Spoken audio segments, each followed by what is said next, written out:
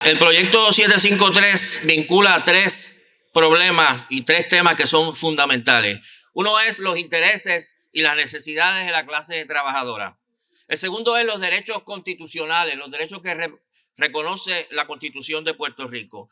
Y el tercero son los deberes del Departamento de Educación. Y quiero decir varias cosas sobre estos tres temas.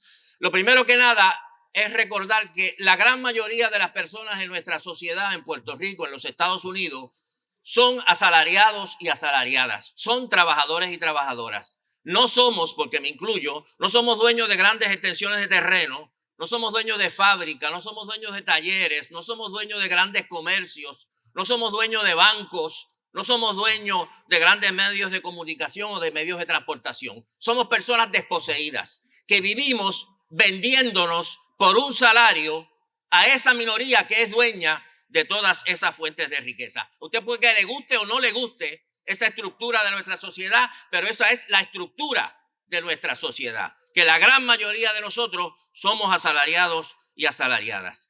Y esas personas asalariadas y asalariados necesitan, para mejorar su nivel de vida, lograr mejores salarios y lograr pensiones adecuadas y lograr horarios de trabajo que le permitan descansar y reponer sus fuerzas y lograr protección contra accidentes en el trabajo y muchas otras cosas que necesitan para poder vivir adecuadamente.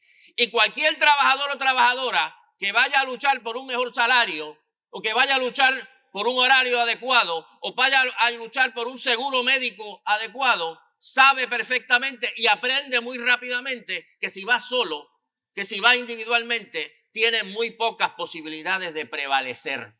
Y por eso es que alrededor del mundo han surgido los sindicatos, las uniones obreras, porque los trabajadores y trabajadoras se dan cuenta que para poder negociar realmente con un patrono, tienen que negociar colectivamente, tienen que organizarse colectivamente. Por eso existe la negociación colectiva. Por eso es que la solidaridad, la unión para el movimiento obrero y la clase trabajadora no es una palabra bonita, aunque es una palabra muy bonita, es una necesidad. Por eso es que todas las organizaciones obreras tienen como nombre palabras que denotan la unidad. Se llaman uniones, se llaman hermandades, se llaman federaciones, confederaciones, asociaciones, porque en sí la unidad y el trabajo colectivo, la clase trabajadora no puede lograr nada. Y la Constitución de Puerto Rico tiene el gran mérito de quienes la escribieron. Usted puede criticar a algunos de ellos por lo que usted quiera, pero tienen el gran mérito de haber incluido y de haber reconocido ese derecho a la negociación colectiva como parte de cualquier sociedad que aspire a llamarse democrática. Y tenemos las secciones 17 y 18 de la Carta de Derechos que dicen que los trabajadores y trabajadoras tienen derecho a sindicalizarse y a negociar colectivamente y a la huelga y a establecer piquetes. Y es magnífico que eso esté ahí. Y eso está ahí con la firma de esa Constitución de socialistas, comunistas radicales como Luis Aferré, que fue uno de los constituyentes que aprobó esa Constitución. Y la realidad es que ese derecho en Puerto Rico está pisoteado. Aquí se ha dicho, se acaba de decir que los trabajadores en Puerto Rico libremente han decidido no organizarse. Eso solo puede decirlo una persona que jamás en la vida ha tratado de organizar una unión en Puerto Rico, como yo he participado en campañas de organización sindical. Y en Puerto Rico, si usted quiere organizar un sindicato en una empresa privada, usted tiene que empezar por hacer reuniones secretas, que el patrono no se entere, porque si se entera va a haber una persona despedida o varias personas despedidas o varias personas cambiadas de su puesto, o sabe Dios que es represalia. Secretamente se tiene que reunir usted. Y las primeras hojas sueltas que usted deja de organización, usted no se para frente al patrono a repartir las hojas allí en el portón. Usted las deja en el baño, escondidas, clandestinamente, que la gente las encuentre. Usted está ejerciendo un derecho constitucional, pero tiene que hacerlo secretamente. Tiene que hacerlo escondida. Así que esta idea de que luego los trabajadores libremente no se organizan, los trabajadores viven bajo la presión constante de que cualquier medida en esa dirección pueden enfrentar todo tipo de represalia.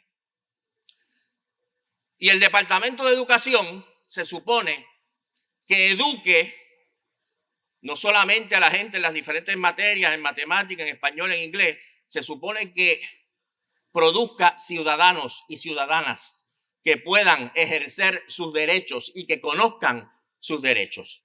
Y nadie objeta que las escuelas cada 4 años o a menudo expliquen lo que es la Constitución y lo que es el derecho al voto y la importancia de votar. Yo tengo un niño que está en la escuela primaria y les explican lo que es el derecho al voto y hacen votaciones simuladas y ponen una urnita en la escuela para que los estudiantes con unos partidos inventados voten y echen su voto en la urna y aprendan que tienen derecho al voto y aprendan lo que es el proceso democrático. Nadie objeta a eso.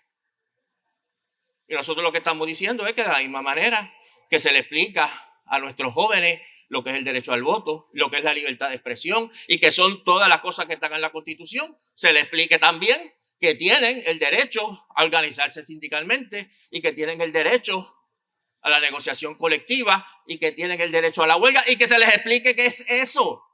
Porque de nada sirve que usted le diga, usted tiene el derecho a la negociación colectiva y el estudiante no se entera de qué es eso. Hay que explicarle lo que es la negociación colectiva y por qué razón está eso en la Constitución. ¿Por qué razón los que escribieron la Constitución entendieron que eso era una parte importante de lo que debe decir, de lo que debe incluir cualquier país que se considere democrático? Y a mí realmente me sorprende, no sé qué palabra utilizar, porque esta medida lo único que está pidiendo, lo único que está planteando es que en nuestras escuelas se enseñe la Constitución. No está diciendo más nada. Lo único que está diciendo es que se enseñe y se explique la Constitución. Y ahora resulta que uno explicar lo que dice la Constitución es privilegiar a las uniones. Ahora resulta que explicar lo que dice la Constitución es promover a unos intereses en contra de otros intereses.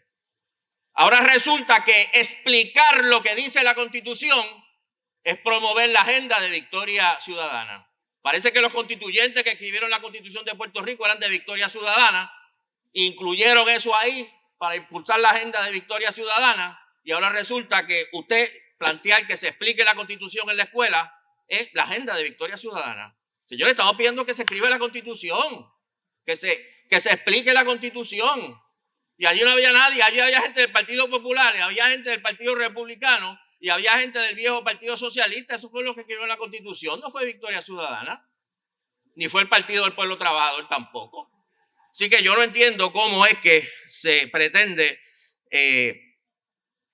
plantear que aquí estamos haciendo otra cosa que no sea explicar y que se respete y que se enseñe lo que dice la Constitución, que en este caso es muy bueno. La Constitución no es perfecta. La Constitución dice ahí, por ejemplo, que hay que pagar la deuda antes que cualquier otra cosa. Esa parte de la Constitución me parece terrible. Esa habría que enmendarla. Pero no estamos hablando de esa, estamos hablando de los aspectos que tiene positivos. Y a mí también me sorprende porque yo no sé cuántas veces yo he escuchado medidas y planteamientos y programas. Recuerdo recientemente cuando discutimos el proyecto de aportaciones legislativas, en que se insiste en el empresarismo.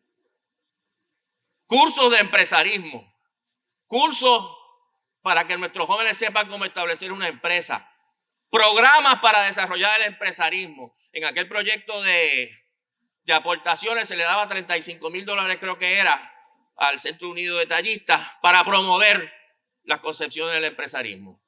¿Se aprobó? Se parece que impulsar el empresarismo, eso no es unilateral. Eso no es favorecer unos intereses. Eso está muy bien. Ahora, usted dice, vamos a educar. Lo que dice la Constitución en ningún sitio habla de empresarismo. Ahí no habla por ningún lado de eso.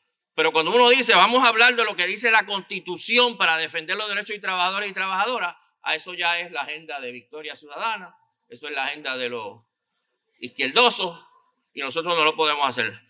Aquí lo terrible, me parece a mí, es que no que nosotros estemos defendiendo esta medida. Lo terrible es que haya legisladores y legisladoras que no estén dispuestos ni siquiera a educar a nuestra ciudadanía sobre lo que dice la Constitución y los derechos que le concede la Constitución.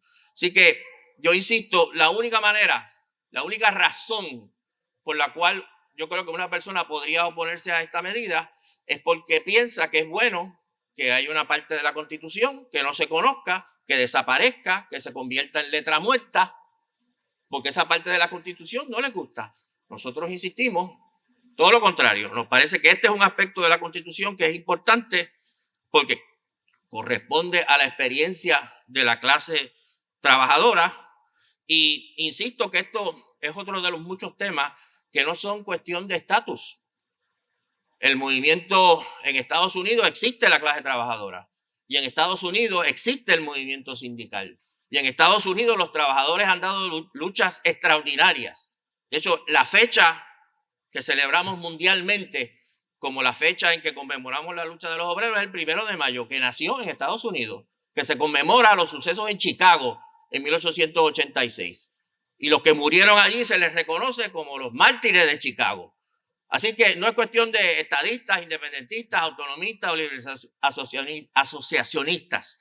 Bajo cualquier estatus que exista la clase trabajadora, va a necesitar la organización sindical para defender sus intereses, y qué bueno que ya en nuestra Constitución se reconoce ese derecho, y yo lucharé y seguiremos luchando porque cualquier cambio de estatus que haya en Puerto Rico incluya el reconocimiento de ese derecho. Así que los instamos a votar a favor de esta medida en defensa de la clase trabajadora y en defensa de la democracia. Muchas gracias.